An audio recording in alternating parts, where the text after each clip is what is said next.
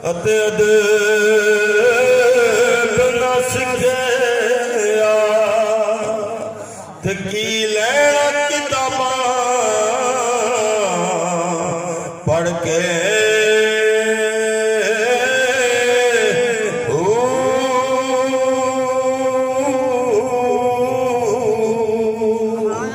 ਤੇ ਤਸਬੀਹ ਪੀਰੀ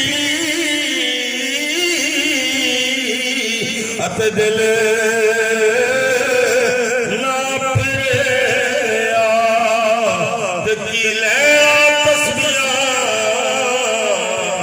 ਪੜ੍ਹ ਕੇ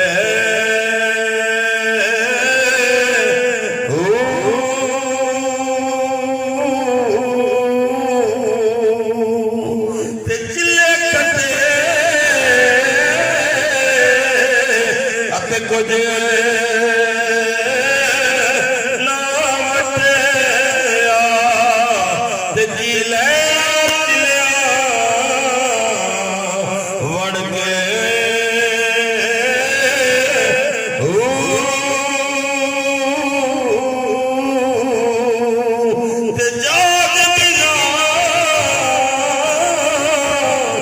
ਦੁੱਧ